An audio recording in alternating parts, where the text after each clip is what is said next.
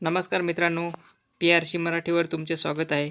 मित्रांनो, आदिवासी विकास विभाग आयुक्त कार्यालय नाशिक यांच्यामार्फत जे आदिवासी विकास प्रकल्प कार्यालये चालविली जातात, त्या प्रकल्पांच्या अधीनस्थ आस्थापनेवरील म्हणजेच प्रकल्पांच्या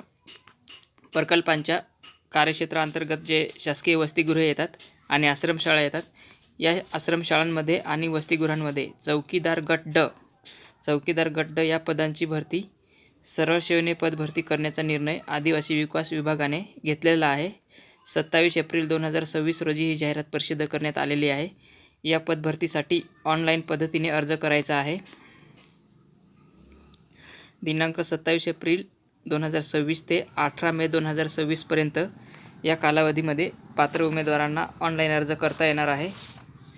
ऑनलाईन परीक्षेचा दिनांक आणि इतर जी माहिती आहे ही जी वेबसाईट आहे tribal.maharashtra.gov.in या वेबसाईटवरती नंतर स्वतंत्रपणे कळविण्यात येईल. त्याच्यामुळे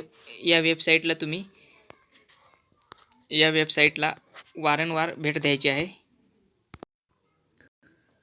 तुम्हाला जर अर्ज करायचा असेल चौकीदार या पदासाठी, तर कोणत्या प्रकल्पामध्ये किती जागा आहेत, कोणत्या कॅटेगरीला किती जागा आहेत, हा जो तक्ता दिलेला आहे, हा तक्ता तुम्ही संपूर्णपणे वाचून घ्यायचा आहे. तुमच्या कॅटेगरीला किती जागा आहेत आणि कोणत्या प्रकल्पाला किती जागा रिक्त आहेत आणि नंतरच अर्ज करायचा आहे. जर तुम्हाला अर्ज करायचा असेल तर तुम्ही महाराष्ट्रामधून कुठून पण अर्ज करू शकता. फक्त तुम्ही महाराष्ट्र राज्याचे रहिवासी असणे आवश्यक आहे आणि तुम्ही महाराष्ट्रातील कोणत्या पण प्रकल्पामध्ये अर्ज करू शकता. अर्ज करणाऱ्या उमेदवारांना महाराष्ट्र शासनाने दावा सांगितलेल्या 865 गावातील मराठी भाषिक उमेदवारच या पदांसाठी अर्ज करू शकतील. म्हणजे महाराष्ट्र शासनाने जे घोषित केलेली गावं आहेत महाराष्ट्र राज्यातील 865 गावं, त्या गावातीलच मराठी भाषिक म्हणून उमेदवार असणे आवश्यक आहे. अर्ज करणारा अर्जदार हा भारतीय नागरिक असावा आणि महाराष्ट्र राज्याचा रहिवासी असावा, तरच तो अर्ज करू शकतोय.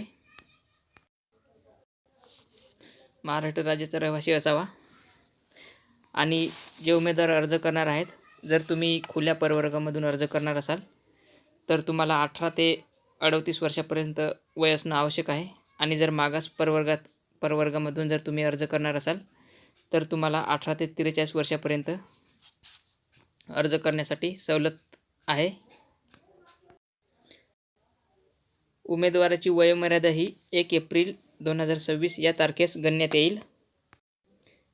आणि जे माजी सैनिक आहेत त्यांच्यासाठी 45 वर्षापर्यंत सवलत आहे. ते 45 वर्षापर्यंत अर्ज करू शकतात.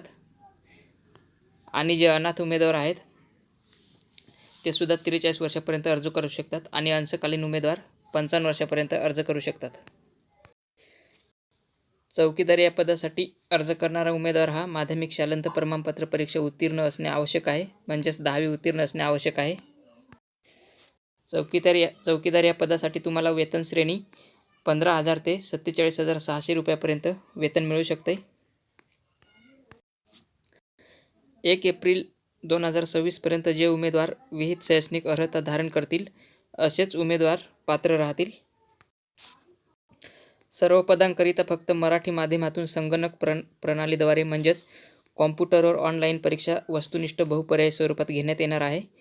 ऑनलाईन परीक्षा ही मराठी, इंग्रजी, सामान्य ज्ञान आणि बुद्धिमत्ता म्हणजे बौद्धिक चाचणी या विषयांवर आधारित घेण्यात येणार आहे. प्रत्येक विषयाला 50-50 गुण म्हणजेच एकूण 200 गुणांची परीक्षा तुमची होणार आहे. आणि परीक्षा शुल्क अमागास म्हणजेच अमागास म्हणजे खुल्या प्रवर्गामधून जे अर्ज करणार आहेत त्यांच्यासाठी 1,000 रुपये फी आहे परीक्षा शुल्क. आणि जे मागास प्रवर्गामधून अर्ज करणार आहेत त्यांच्यासाठी 10% सूट म्हणजे 900 रुपये त्यांच्यासाठी परीक्षा शुल्क आहे. आणि माजी सैनिक आणि दिव्यांग माजी सैनिक यांना परीक्षा शुल्क आकारले जाणार नाही. उमेदवार हा महाराष्ट्र राज्यातील कोणत्या पण प्रकल्पामध्ये अर्ज करू शकतो. फक्त उमेदवार हा महाराष्ट्र राज्याची रहिवासी असणे आवश्यक आहे. आणि ज्या उमेदवारांच्या नावात बदल झाला असेल अशा उमेदवारांनी मूळ राजपत्र किंवा विवाह प्रमाणपत्र, लग्न झालेल्या मुलींसाठी विवाह प्रमाणपत्र परीक्षेच्या दिवशी घेऊन जाणे आवश्यक आहे. म्हणजे परीक्षा सेंटरवरती तुम्हाला मूळ राजपत्र किंवा विवाह ज्या मुलींचा विवाह झाला असेल त्या मुलींसाठी, महिला उमेदवारांसाठी विवाह प्रमाणपत्र परीक्षेच्या दिवशी परीक्षा केंद्रावर घेऊन जाणे अनिवार्य आहे. तरच तुम्हाला परीक्षा केंद्रावरती परीक्षा देता येणार आहे. आणि उमेदवारांना जर ऑनलाईन अर्ज करत असताना किंवा एखादी शंका असेल या भरतीबद्दल, तर त्या शंकेचं निरसन करण्यासाठी त्यांनी जो हा इथे एक विभागाने एक टोल फ्री क्रमांक दिलेला आहे, या टोल फ्री क्रमांकावरती तुम्ही सोमवार ते शुक्रवारी सकाळी 10 ते 6 वाजेपर्यंत संपर्क करू शकता आणि तुम्ही शंकेचं निरसन करू शकता. या भरती संदर्भात इतर जी काही महत्त्वाची अपडेट आहे ती अपडेट त्यांनी जी वेबसाईट दिलेली आहे, या वेबसाईटवरती tribal.maharashtra.go.in या वेबसाईटवरती ते वेळोवेळी प्रसिद्ध करणार आहेत. त्याच्यामुळे आपणसुद्धा जर अर्ज करणार असाल तर या वेबसाईटला वेळोवेळी भेट द्यायची आहे. आणि कोणत्या कॅटेगरीला किती जागा आहेत त्या तुम्ही हा तपशील दिलेला आहे. समांतर आरक्षणाचा हा तपशील तुम्ही पूर्णपणे वाचून घ्यायचा आहे, नंतरच अर्ज करायचा आहे. या जाहिरातीची PDF तुम्हाला आपल्या व्हिडिओच्या डिस्क्रिप्शन बॉक्समध्ये मिळून जाईल. तुम्ही ती PDF पूर्णपणे वाचून घ्यायची आहे, डाउनलोड करून घ्यायची आणि वाचून घ्यायची आहे आणि नंतरच अर्ज करायचा आहे. तुमच्या कॅटेगरीला किती जागा आहेत ती तुम्ही माहिती पूर्णपणे बघून घ्यायची आहे. त्याच्यासाठी तुम्ही PDF डाउनलोड करून घ्यायची आहे व्हिडिओच्या डिस्क्रिप्शन बॉक्समधून. या जाहिरातीबद्दल तुम्हाला एखादा मुद्दा समजला नसेल किंवा एखादा मुद्दा माझ्याकडून सांगायचा राहून गेला असेल तर तुम्ही कमेंट बॉक्समध्ये विचारायचा आहे.